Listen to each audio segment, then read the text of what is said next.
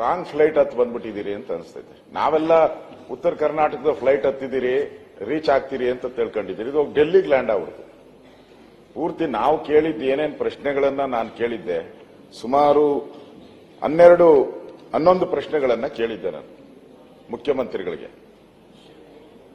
ಯೋಜನೆಗಳ ಹೆಸರು ಹೇಳಿದ್ದೆ ನಾನು. ಮತ್ತೆ ಎಲ್ಲೆಲ್ಲಿ ಇಂಡಸ್ಟ್ರೀಸ್ ಅನ್ನ ತರ್ತೀರಾ ಅಂತ ಹೇಳಿದ್ದೆ. ಅದಕ್ಕೆ ಒಂದಕ್ಕೂ ಉತ್ತರ ಕೊಡ್ಲಿಲ್ಲ ಅವರು. ಸೀದಾ ತಗೊಂಡೋಗಿ ಡೆಲ್ಲಿಗೆ ಲ್ಯಾಂಡ್ ಮಾಡಿಬಿಟ್ರು ಫ್ಲೈಟ್. ನಾನು ಹಿಂದೆ ಒಂದು ಕತೆ ಹೇಳಿದ್ದೆ, ಮತ್ತೊಂದ್ಸರಿ ಸುಮ್ಮನೆ ಹೇಳ್ತೀನಿ, ಜಾಸ್ತಿ ಟೈಮ್ ತಗೊಳಲ್ಲ. ಸೂರ್ಯಘರ್ ಮುಫ್ತ್ ಬಿಜ್ಲಿ ಯೋಜನೆಯಡಿಯಲ್ಲಿ ಸಾಂಪ್ರದಾಯಿಕ ವಿದ್ಯುತ್ ಮೇಲೆ ಅವಲಂಬನೆಯನ್ನು ಕಡಿಮೆ ಮಾಡಲು ಮನೆಗಳ ಮೇಲ್ಛಾವಣಿಯಲ್ಲಿ ಸೌರ ವ್ಯವಸ್ಥೆಯನ್ನು ಸ್ಥಾಪಿಸಲು ಅವಕಾಶ ನೀಡಲಾಗಿದ್ದು, ಸೌರ ಫಲಕವನ್ನು ಸ್ಥಾಪಿಸಲು ಮನೆ ಮಾಲೀಕರಿಗೆ ಬ್ಯಾಂಕ್ಗಳಿಂದ ಸಾಲ ಸೌಲಭ್ಯದ ಜೊತೆಗೆ ಸಹಾಯಧನವನ್ನು ನೀಡಲಾಗುತ್ತದೆ. ಸೌರ ಫಲಕಗಳನ್ನು ಸ್ಥಾಪಿಸಲು 30,000ದಿಂದ 78,000ದವರೆಗೆ ಸಹಾಯಧನ ನೀಡಲಾಗುತ್ತದೆ. ಹಿಂದೆ ಸೂರ್ಯಘರ್ ಮುಫ್ತ್ ಬಿಜ್ಲಿ ಯೋಜನೆಯಡಿ ನೋಂದಾಯಿಸಿಕೊಳ್ಳಿ.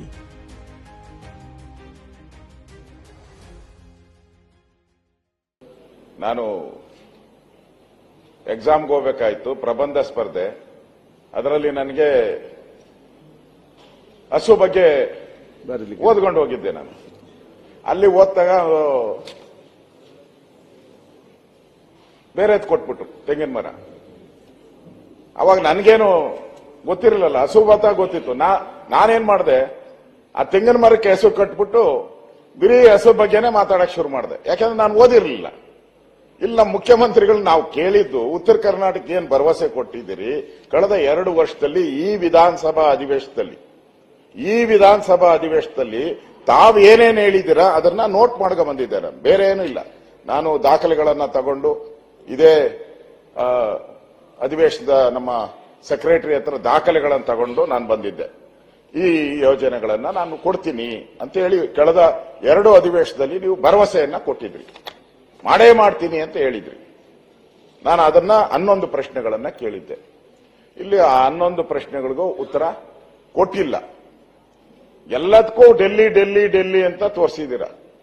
ಎಲ್ಲ ಡೆಲ್ಲಿನೇ ಆದ್ರೆ ನೀವ್ಯಾಕೆ ಬೇಕು ಹಾಗಾರೆ?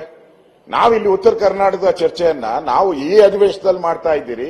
ಯಾಕೆ ಈ ಅಧಿವೇಶನದಲ್ಲಿ ಮಾಡ್ತಾ ಇದ್ದೀರಿ ಅಂದ್ರೆ, ಇಲ್ಲೊಬ್ಬ ಮುಖ್ಯಮಂತ್ರಿ ಇದ್ದಾರೆ, ಇಲ್ಲೊಬ್ಬ ಫೈನಾನ್ಸ್ ಮಿನಿಸ್ಟರ್ ಇದ್ದಾರೆ, ಸರ್ಕಾರ ಬದುಕಿದೆ, ಉತ್ತರ ಬರುತ್ತೆ ಅಂತ ನಾವು ತಿಳ್ಕೊಂಡಿದ್ರಿ. ಎಲ್ಲ ಡೆಲ್ಲಿನೇ ಅಂದಿದ್ರೆ ಅಲ್ಲೇ ಹೋಗ್ಬೋದಾಯ್ತು.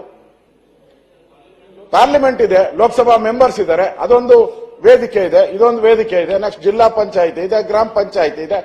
ನಾವು ಗ್ರಾಮ ಪಂಚಾಯಿತಿ ಅಂತ ಕೇಳೋದು ಜಿಲ್ಲಾ ಪಂಚಾಯಿತಿ ಕೇಳಕ್ಕಾಗಲ್ಲ, ಜಿಲ್ಲಾ ಪಂಚಾಯಿತಿ ಕೇಳೋದು ಅಸೆಂಬ್ಲಿಯಲ್ಲಿ ಕೇಳಕ್ಕಾಗಲ್ಲ, ಅಸೆಂಬ್ಲಿದು ಪಾರ್ಲಿಮೆಂಟ್ ಆಗಲ್ಲ.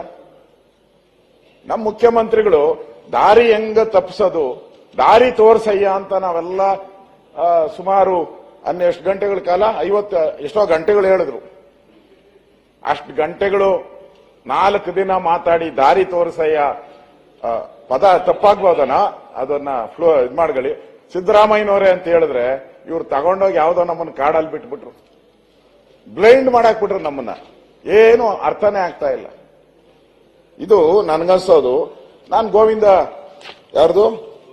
ಗೋವಿಂದರಾವ್ ವರದಿ ಬಗ್ಗೆ ನಾನು ಕೇಳಿದೆ. ಮುಖ್ಯಮಂತ್ರಿಗಳು ಡಿಲೇ ಮಾಡ್ಬಿಟ್ಟವ್ರೆ ಅಶೋಕ್ ಅವರು ಅಂತ ಕೇಳ್ತಾರೆ. ಹೌದು, ನೀವೇ ಯಾವಾಗ ಉತ್ತರ ಕೊಟ್ಟಿದ್? ನೀವು ಇದೇ ಅಧಿವೇಶನದಲ್ಲಿ ಹೋದ ವರ್ಷ ಅದರಲ್ಲಿ ಹೇಳಿದಿರ ಕ್ಲಿಯರ್ ಆಗಿ. ನಾನು ದಾಖಲೆ ತಗೊಂಡಿದ್ದೀನಿ. 6 ತಿಂಗಳ ಒಳಗಡೆ ವರದಿ ಅಂತ ಹೇಳಿದ್ರಿ. ಈಗ 12 ತಿಂಗಳಾಗಿ 13, 14, ಇನ್ನೆರಡು ತಿಂಗಳು ಅಂತ ಹೇಳ್ತಾ ಇದ್ದಾರೆ. ಇನ್ನೆರಡು ತಿಂಗಳು ಎಷ್ಟು ಡಿಲೇ ಅಲ್ವಾಗಾರೆ? 6 ಇದ್ದಿದ್ದು 12 ಆದ್ರೆ ಡಿಲೇ ಅಂತಾರೋ ಅದನ್ನ ಅರ್ಲಿ ಅಂತಾರೋ ನೀವೇ ಹೇಳಿ. ನಾನು ತಪ್ಪೇನು ಕೇಳಿದೆ ನಿಮ್ಮನ್ನ? ನಾನು ಮೊನ್ನೆನೂ ಕೇಳಿದೆ. ಮುಖ್ಯಮಂತ್ರಿಗಳು ಅವ್ರು ಕರೆಕ್ಟಾಗಿ ಉತ್ತರ ಕೊಡ್ತಾರೋ ಗೊತ್ತಿಲ್ಲ. ನಾನು ಕೇಳಿದಾಗ ಅವ್ರು ಹೇಳಿದ್ರು ಫೈನಲ್ ಎಲ್ಲ ಟಚ್ ಅಪ್ ಮಾಡ್ತಾ ಇದೆ ಸರ್, ಕೊನೆ ಟಚ್ ಅಪ್ ಇದೆ, ಮೇಕಪ್, ಅದ್ ಮಾಡ್ತೀರಿ ಅಂತ ಹೇಳಿದ್ರು. ಆ ಮೇಕಪ್ ಯಾವಾಗ ಮಾಡ್ತಾರೋ ಗೊತ್ತಿಲ್ಲ, ಕೊಟ್ಟಿಲ್ಲ. ನಾನು ಪ್ರಶ್ನೆ ಕೇಳಿದ್ದೀನಿ, ನಾನು ಹೇಳಿದ್ದು ನಾನು ಸುಳ್ಳೇ ಹೇಳಿದ್ದೀನಿ ಅಂತ. ಆಮೇಲೆ ನಾನು